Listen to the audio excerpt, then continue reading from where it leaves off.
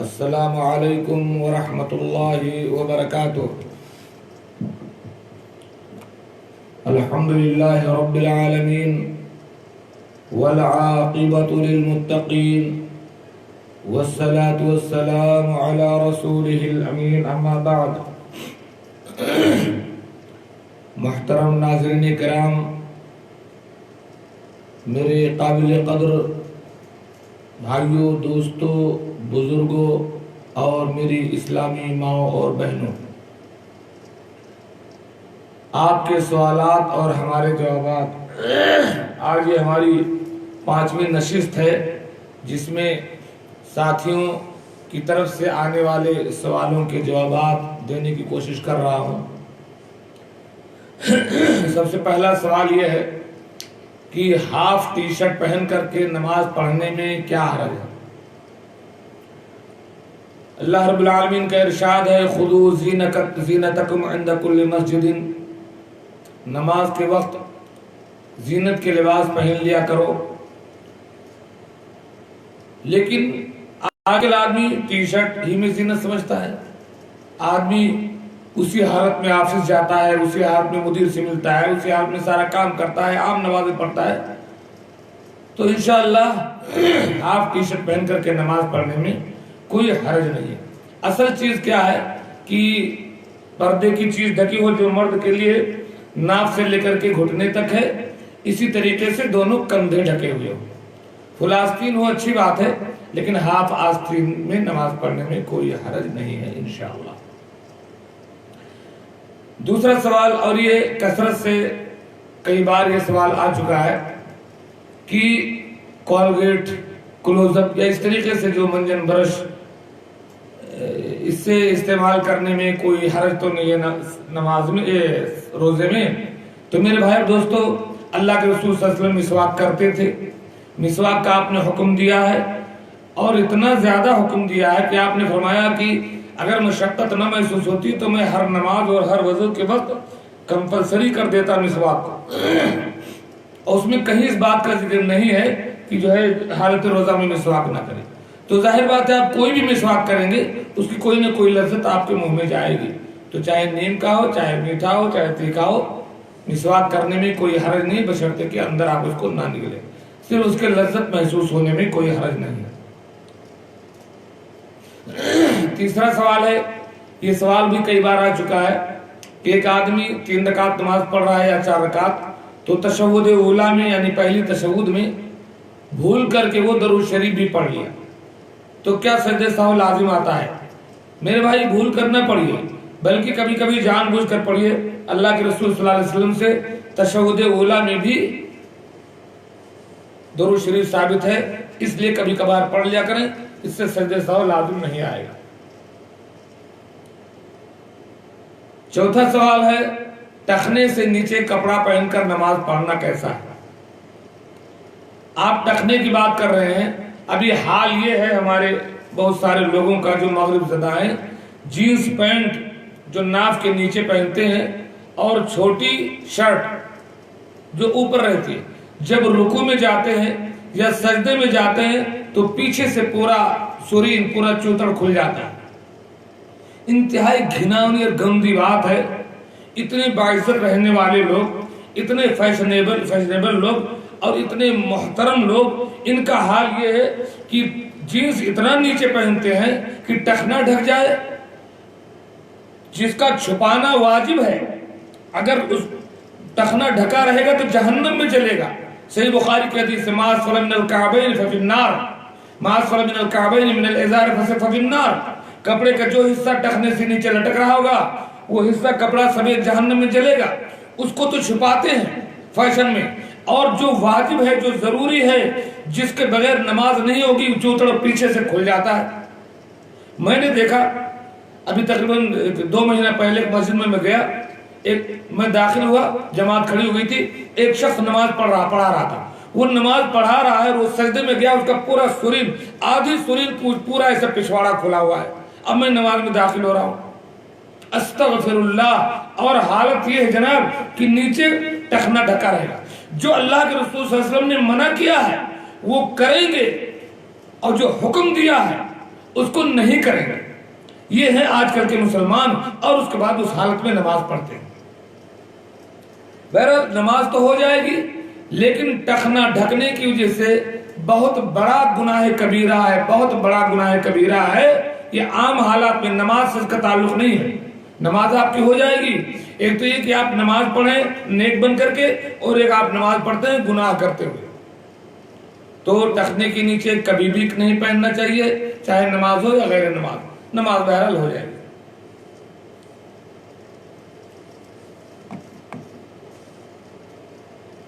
پانچواں سوال ہے، نماز میں سینے پر ہاتھ باندھنا جب صحیح حدیث سے ثابت ہے تو پھر لوگ دوسری جگہوں پر کیوں نیت باندھتے ہیں؟ میرے بھائی یہ بہت چھوٹا مسئلہ ہے. صحیح بات ہے کہ نماز میں ہاتھ باندھیں دائیں ہاتھ پر. اصل یہ ہے دائیں کو بائیں پر رکھیں، اس کی فل وضاحت ہے دائیں ہاتھ باندھ کر رکھیں.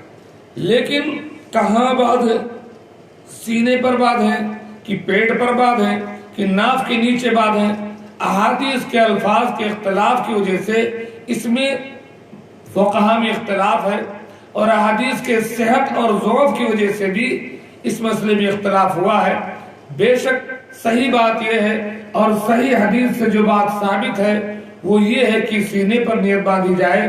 تقریباً کئی احادیث اس بارے میں صحیح ہیں، اور ناف کے نیچے والی حدیث ضعیف اور ضعیف تر ہے.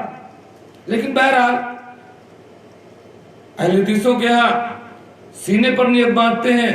علامہ البانی رحمۃ اللہ علیہ نے، علامہ ابن باز رحمۃ اللہ علیہ نے، ان تمام لوگوں نے کہا ہے کہ احادیث کی روشنی میں سینے پر نیت باندھنا سنت ہے.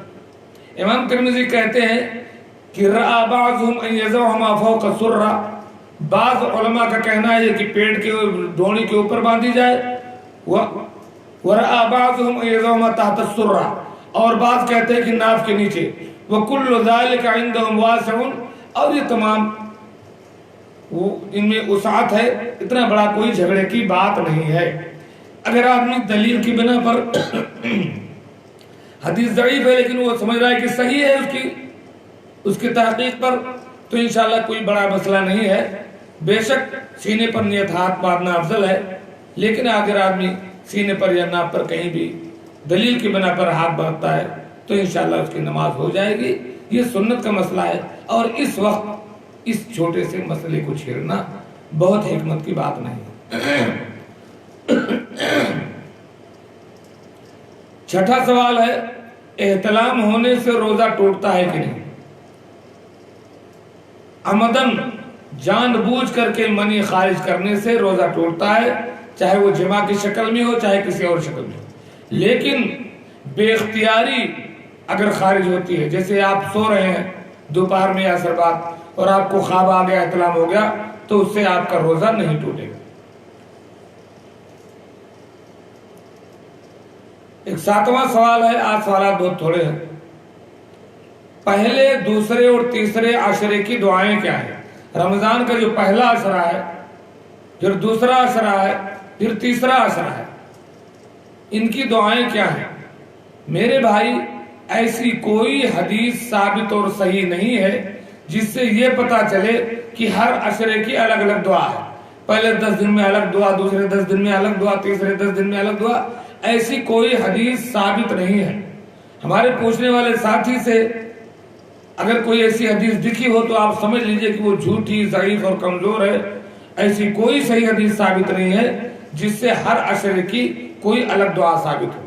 اسی طریقے سے ایک حدیث ہے، ضعیف حدیث ہے، کہ اولها رحمہ واوسطها مغفرہ وآخرها عتق من النار، کہ رمضان کا پہلا عشرہ رحمت ہے، دوسرا اور بیچ والا مغفرت ہے، اور تیسرا جہنم سے آزادی ہے. یہ حدیث بھی ضعیف اور کمزور ہے، صحیح نہیں ہے. جبکہ سارا مہینہ رحمت ہے، سارا مہینہ مغفرت ہے، سارا مہینہ جہنم سے آزادی کا ہے. اس کو آپ بانٹ نہیں سکتے کہ پہلا رحمت ہے دوسرا مغفرت ہے. اور ایک حدیث میں واضح طور پر ہے کہ جب رمضان کا مہینہ آتا ہے تو وَلِلَّهِ وَتَقَاءُ مِنَ النَّارِ وَذَلِكَ فِي كُلِّ لَيْلَةٍ، اللہ تعالیٰ لوگوں کو جہنم سے آزادی دیتا ہے ہر رات میں، چاہے وہ پہلا عشرہ ہو، چاہے دوسرا عشرہ ہو، چاہے آخری عشرہ ہو.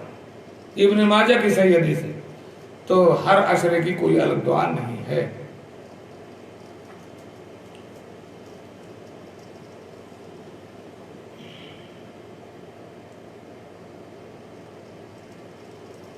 عدنان دانش صاحب شیئر کر دیں کچھ لوگوں کو، شیئر کر دیں گے لوگ فائدہ اٹھا لیں گے. اگر کسی نے پچھلے رمضان کے چھوٹے روزے چھوٹے ہوئے ہوں اور دوسرے رمضان آنے تک اس کو پورا کر لینا ہے، لیکن اگر وہ کسی وجہ سے دوسرا رمضان آنے تک بھی نہیں رکھ سکا، بھول کر کے یا مشغول ہو کر کے یا غفلت کی وجہ سے، تو وہ بعد میں کیا کرے گا؟ روزہ رکھے گا یا کفارہ دے گا؟ اس کا جواب یہ ہے کہ اگر کسی شرعی عذر کی بنا پر اس نے اگلا رمضان آنے تک روزہ نہیں رکھ پایا، وہ اس کو عذر تھا، پریشانی تھی، تو بعد والے رمضان میں وہ اس کو قضا کر لے، کوئی حرج کی بات نہیں، کیونکہ عذر کی بنا پر وہ نہیں رکھ سکا. لیکن اگر بلا عذر اس نے چھوڑا ہے، غفلت کی بنا پر چھوڑا ہے، پورا سال گزر گیا، روزے قضا نہیں کیے، تو گناہ کبیرہ کا مرتکب ہے. وہ اللہ تبارک و تعالیٰ سے توبہ استغفار کرے اور بعد میں جب جیسے اسے موقع ملے اپنے اس روزے کی قضا کرے، کفارہ نہیں. 9واں سوال ہے، اگر کوئی شخص فرض نماز کی نیت کیا جا رہا تھا پڑھنے، پھر اسے اقامت کہنی چاہیے تھی، اقامت بھول گیا اور نماز شروع کر دیا اس نے. اب نماز جب شروع کر دیا، ایک رکعت پڑھ لیا یا آدھا پڑھا یا جو بھی، اب اسے یاد آیا کہ ہم نے اقامت نہیں کہی ہے، تو کیا اسے نماز چھوڑ کر کے اقامت کہنی ہے، یا یہ کہ نماز کو جاری رکھے اور آخر میں سجدہ سہو کرے، یا یہ کہ کچھ نہیں کرنا ہے؟ تینوں میں کون سا کام کرنا ہے اس کو؟ تو صحیح جواب یہ ہے کہ اقامت کہنا نماز کے لیے سنت ہے. نماز کے فرائض اور واجبات میں سے اقامت نہیں ہے، اس لیے نماز ہو جائے گی، اب اسے کچھ نہیں کرنا ہے. نہ تو وہ نماز کو توڑ کر کے اقامت پھر سے شروع کرے گا، نہ وہ سجدہ سہو کرے گا، کوئی حرج نہیں ہے اس بھول میں، اس کی نماز بالکل ہو جائے گی. 10واں سوال ہے، شوگر کا مریض حالت روزہ میں انسولین کا لے سکتا ہے کہ نہیں، جو پیٹ میں انجیکشن لگاتے ہیں؟ تو میرے بھائی، انسولین ایک انجیکشن ہے. انجیکشن کہیں ہاتھ میں لگتا ہے، چمڑے میں، کہیں نس میں، کہیں پیٹ میں، تو کوئی حرج نہیں ہے.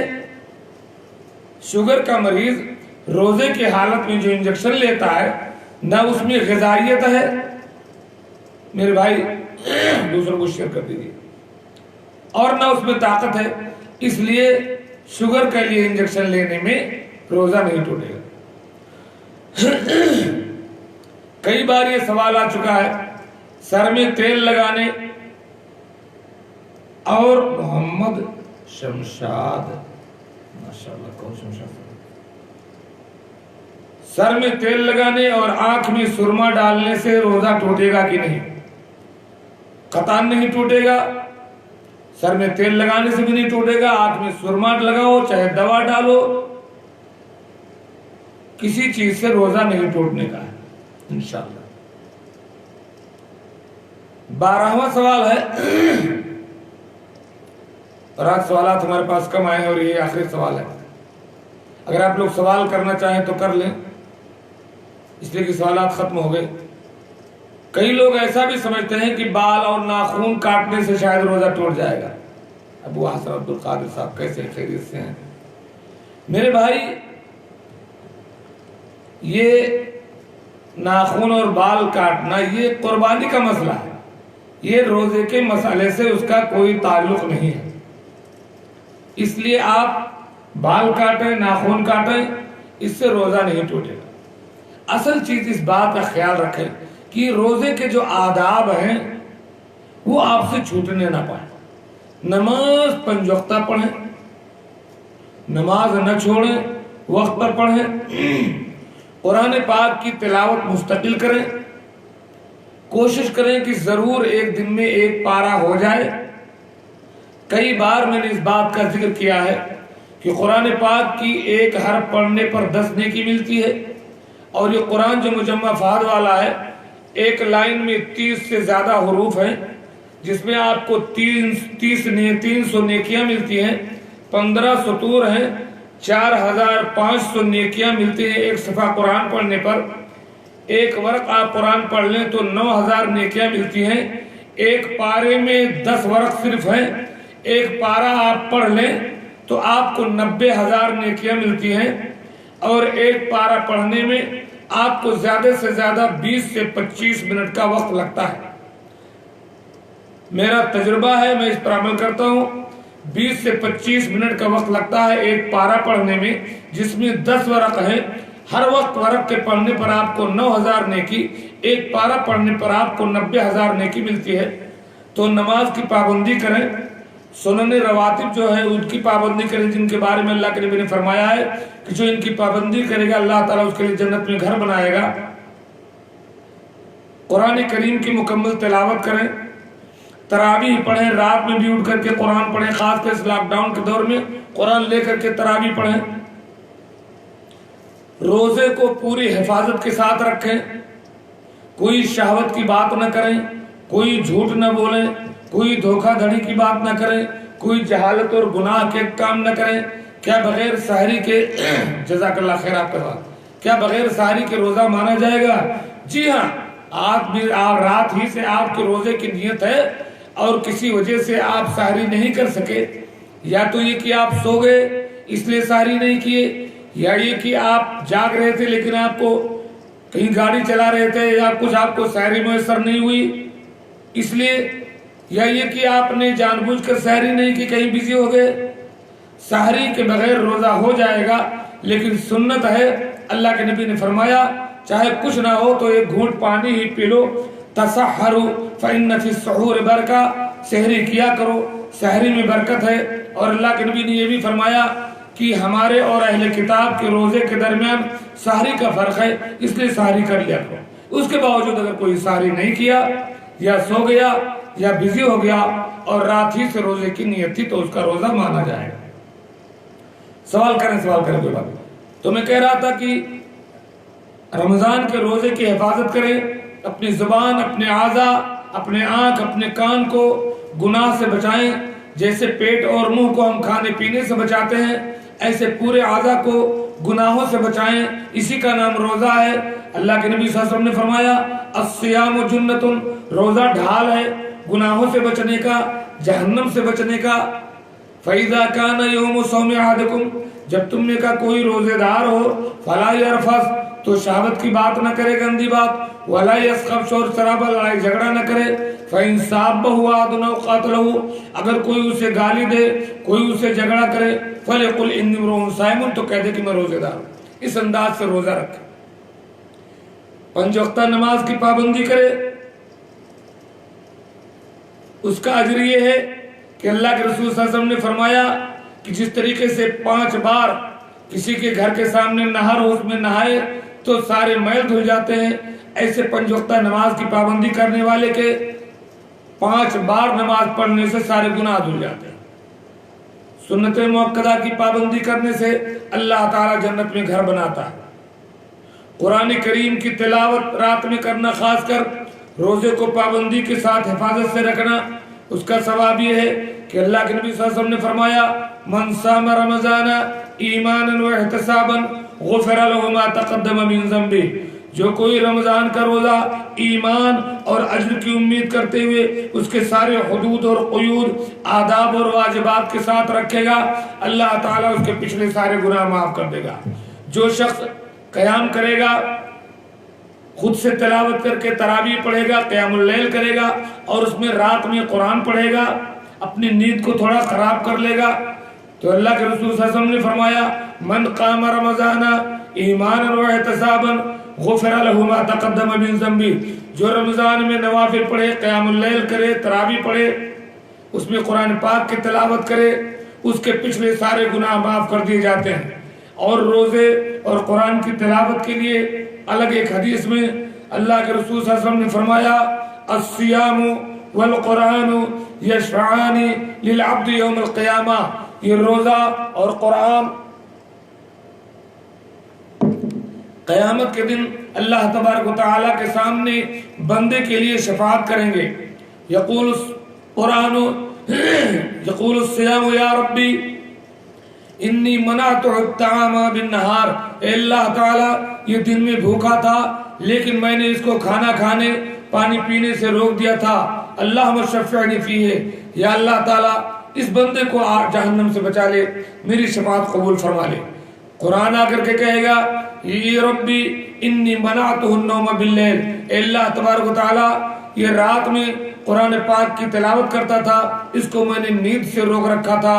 فشفعنی فیہ, تو اس کے بارے میں میری شفاعت قبول فرما لے. قال فیشفعان, حدیث میں ہے کہ دونوں کی شفاعت قبول کر لی جائے گی. تو میرے بھائی اور دوستو, روزے کے حدود و قیود کی حفاظت کر کے ساتھ روزہ رکھو, قرآن پاک کی کثرت سے تلاوت کرو اور زیادہ سے زیادہ دعائیں کرو. بار بار میں اس بات پر ابھارتا ہوں کہ یہ جو وقت ہے سحری کا, اس میں کچھ نہ ہو سکے تو 2 رکعت ضرور نفل پڑھ لیا کرو. قیام اللیل کی نیت سے 2 رکعت ضرور پڑھ لیا کرو. بہت قیمتی وقت ہے یہ سحری کا وقت. آپ کو رمضان میں ملا ہے, غیر رمضان میں آپ سوتے رہتے. میرے بھائی یہ بہت قیمتی وقت ہے. اللہ کے رسول صلی اللہ علیہ وسلم نے ارشاد فرمایا ینزل ربنا تبارک و تعالی الى السماء الدنیا حین یبقى ثلث اللیل الاخیر. ہمارا رب تبارک و تعالی عرش سے نیچے والے آسمان پر نزول فرماتا ہے جب رات کا آخری تیسرا حصہ بچتا ہے. آ کر کے اپنے بندوں کو پکارتا ہے من یسألنی فأعطیہ. اے میرے بندو, اس سحر کے وقت میں تم میں کا کون ہے جو مجھ سے سوال کر رہا ہو, میں اسے دینے کے لیے آیا ہوں. میرے بندو مانگو مجھ سے, میں تمہیں دوں گا. من یدعونی فاستجیب لہ. اے میرے بندو رات کی اس آخری پہر میں تم میں کا کون ہے جو مجھ سے دعا کر رہا ہو, مجھے پکار رہا ہو. میں آیا ہوں اس کی دعا کو قبول کرنے کے لیے, میں آیا ہوں اس کی پکار کو سننے کے لیے. من یستغفرنی فاغفر لہ. رات کی اس آخری پہر میں سحری کے وقت میں میرے بندوں میں سے کون ہے جو اپنے گناہوں سے توبہ کر رہا ہو, اپنے خطاؤں سے معافی مانگ رہا ہو. میں آیا ہوں اس کو توبہ قبول کرنے کے لیے. تو میرے بھائی اور دوستو, یہ سحری کا وقت جو ہے تھوڑا سا اپنے آپ کو ایک کنار کر کے وضو کر کے 2 رکعت پڑھ کر کے اللہ رب العالمین سے سجدے میں دعا کریں, تشہد میں دعا کریں, ہاتھ اٹھا کر کے دعا کریں, ہاتھ اٹھا کر کے دعا کریں. اللہ تعالیٰ سے روئیں کہ اللہ تبارک و تعالیٰ اللہم انی اسألک العفو والعافیۃ فی الدنیا والآخرہ. اے اللہ تعالیٰ تو کہہ رہا ہے کہ مجھ سے سوال کرو میں تجھے دوں گا. اے اللہ تبارک و تعالیٰ ہم سارے مل کر کے تجھ سے سوال کرتے ہیں کہ میرے مولا تو اس رات کے آخری پہر میں اگر آسمان دنیا پر نزول کیا ہے, میرے مولا ہم تجھ سے سوال کرتے ہیں کہ تو ہمیں دنیا میں بھی سکون و اطمینان اور عافیت عطا فرما, اور آخرت میں بھی اللہ تعالیٰ عفو درگزر اور امن و سکون عطا فرما. اے اللہ تبارک و تعالیٰ ہمارے اہل و عیال کے بارے میں عافیت دے, ہمارے دین کے سلسلے میں عافیت دے. یا اللہ تبارک و تعالیٰ ہمارے عیوب پر پردہ ڈال دے. میرے مولا دشمنوں کا خوف, اعداء اسلام کا خوف ہم مسلمانوں کے دلوں سے نکال دے. اے اللہ تبارک و تعالیٰ ہم تجھ سے دعا کرتے ہیں, ہم تجھ سے پکار کر کہتے ہیں کہ ربنا اصرف عنا عذاب جہنم ان عذابها کان غراما. اے اللہ تو ہمیں جہنم کے عذاب سے بچا دے, اس کا عذاب چمٹنے والا ہے. اے اللہ ہم تجھ سے دعا کرتے ہیں ربنا هب لنا من ازواجنا وذرياتنا قرۃ اعین واجعلنا للمتقین اماما. اے اللہ رات کے اس آخری پہر میں تو آیا ہے, تو کہہ رہا ہے کہ دعا کرو. ہم دعا کرتے ہیں کہ اللہ تعالیٰ تو ہمیں ہماری بیویوں کی طرف سے, ہمارے بال بچوں کی طرف سے آنکھوں کی ٹھنڈک عطا فرما, ان کی اصلاح فرما اور ہمیں متقیوں کا امام بنا دے.